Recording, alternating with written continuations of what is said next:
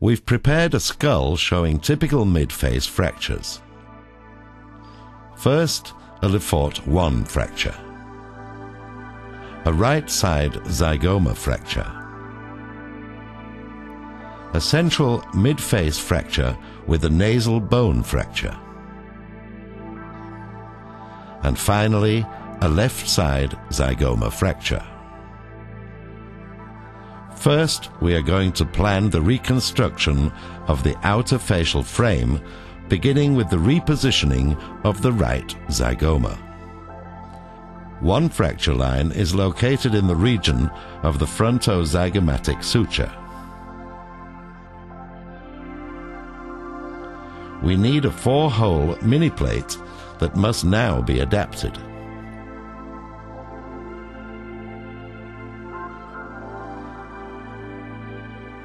In this region, only a little bending is required, so we bend the plate slightly at its upper and lower ends.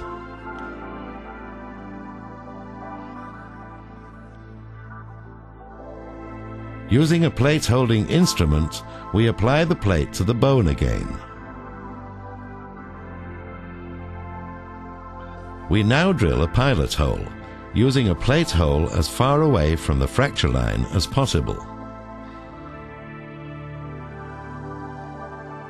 Here you can see the finished pilot hole. We now put the plate back in place again and insert the first screw, fixing the plate to the bone surface with a pair of plate-holding forceps. After inserting the first screw, we can adjust the plate's position with a pair of flat pliers, for example.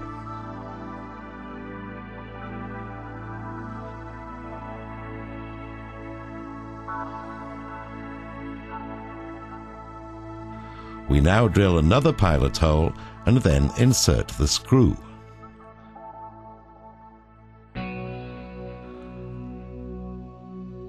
The osteosynthesis plate is now securely attached to the loose fragment. After verifying proper bone repositioning, we drill the holes required in the frontal process region and then insert the screws to complete the osteosynthesis.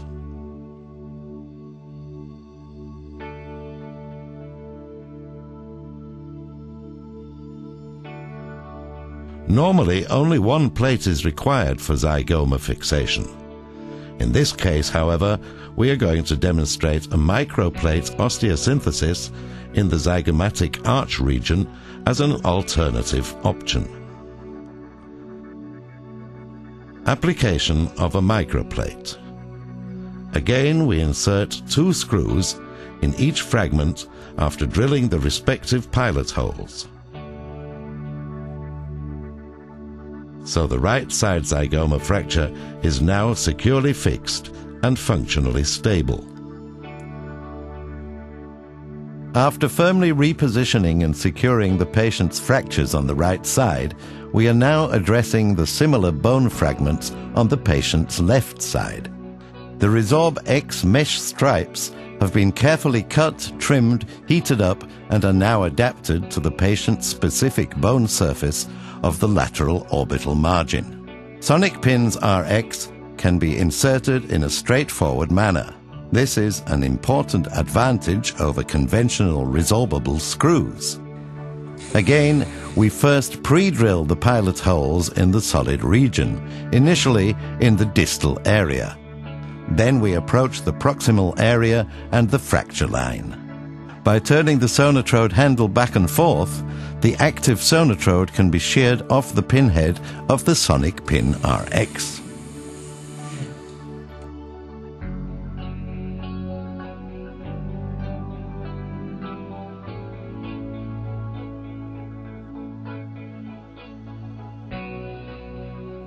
A last check will make sure that the bone segments are adequately positioned before passing the fracture line and drilling the 3rd and 4th pilot holes, followed by the respective sonic pins RX.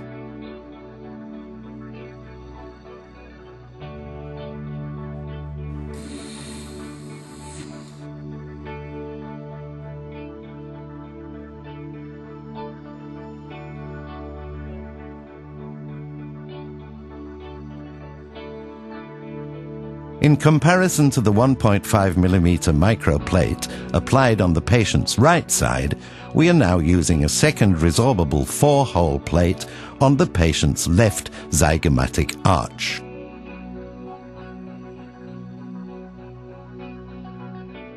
Again, the plate was shaped, heated up, and brought into the correct position.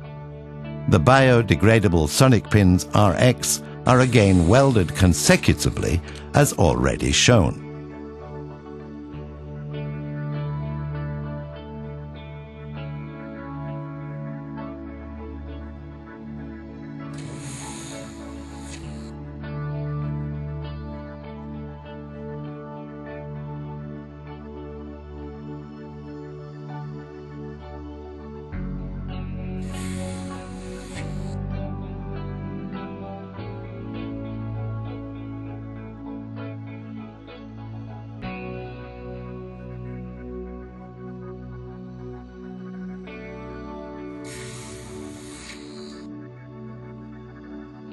After both zygomatic bones have been repositioned, the outer facial frame is now completely restored. We now apply a Y-shaped microplate in the glabella region. Again, we drill the pilot holes, as already shown, and insert the 1.5 mm osteosynthesis screws. Once we have inserted all 5 necessary screws, the osteosynthesis is completed.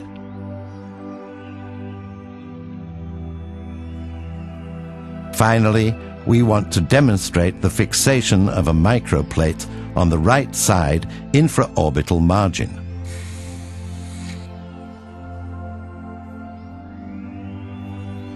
After drilling pilot holes, we can apply the microscrews as usual, thus completing the mid-face osteosynthesis.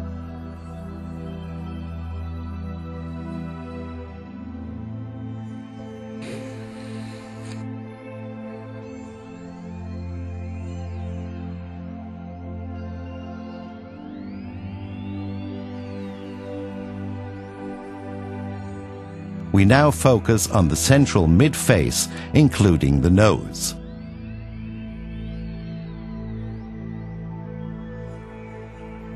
First, we adapt another mesh piece in the region of the infraorbital margin and bring in the sonic pins RX in the manner already shown.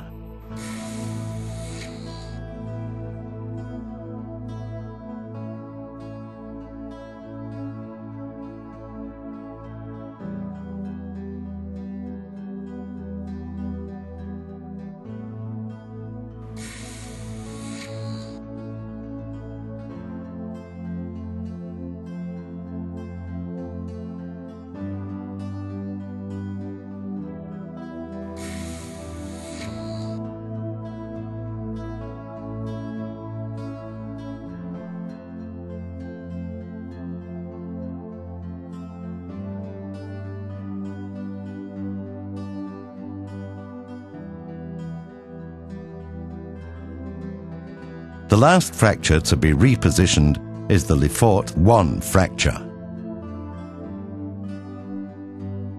We adapt an L-shaped osteosynthesis plate at the piriform aperture by bending the plate accordingly and then applying microscrews in the now customary manner. As already seen, we recommend applying the microscrews on the loose fragment first and finishing the osteosynthesis on the solid bone stock only after verifying a correct repositioning of the fragments as well as a correct occlusion. As before, one can still finely adjust the microscrews as required.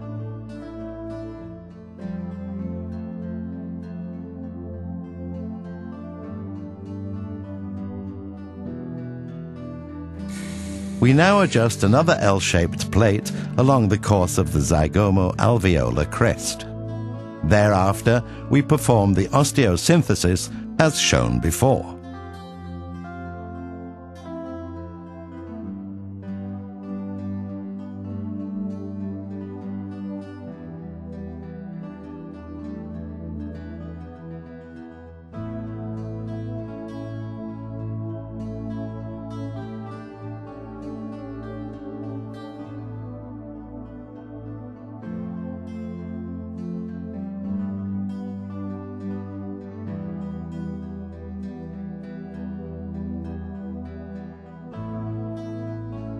This sequence nicely illustrates fine adjustment of the L-shaped osteosynthesis plate to the corresponding bone surface in a three-dimensional way.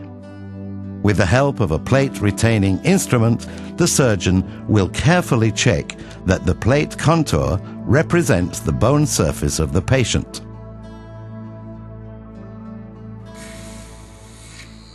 We proceed on the patient's right side in a similar manner. So, after performing 2 right-side additional osteosyntheses, we have now successfully completed the mid-facial fracture treatment by achieving stable osteosynthesis in each case and an adequate occlusion. Please note the following color coding of KLS-Martin tools. 1 green ring stands for the 1.5 mm microsystem. 1 red ring represents the 2 mm mini system. 3 red rings means the Sonic Weld RX system. KLS-Martin screws are self-retaining. They do not require a holding sleeve. Just pick up the screws with the corresponding screwdriver blade. The Sonic Pins RX are self-retaining as well. Activating the foot pedal will result in a light impulse on the sonotrode handle. The light will stay on for 2 seconds after the foot has been taken off the pedal. Once the light has turned off, one can easily take off the sonotrode tip by rotating it back and forth. Workshop instructions. In this mid-facial trauma session, we are going to perform a severe mid-facial trauma case by using the 1.5 mm trauma, the 2 mm trauma, as well as the biodegradable Sonic Weld RX millimeter system. Instead of a real surgical motor system, we are going to use our own specific workshop motors.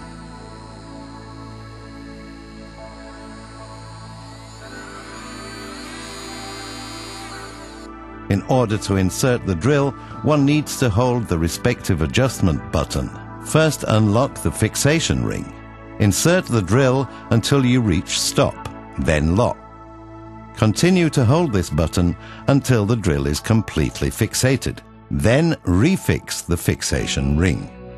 In clinical use, warming up and bending the resorbable implants is done by the Excelsa water bath. After pushing the on-off button, put on the sterile cover.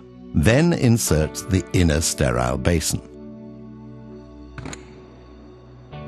Insert sterile water or saline solution into the basin and allow 15 minutes for warming up the sterile liquid. The orange light will indicate once the Excelsa has reached its operating temperature. If needed, additional sterile fluid can be added at any time. Once the resorbable implants have surpassed the glass temperature of 57 degrees Celsius, they become completely flexible and malleable. As soon as they have cooled down, however, they become solid again and maintain the defined form. Always bend or cut resorbable implants under the influence of heat. Do not try to rebend these implants once they have cooled down.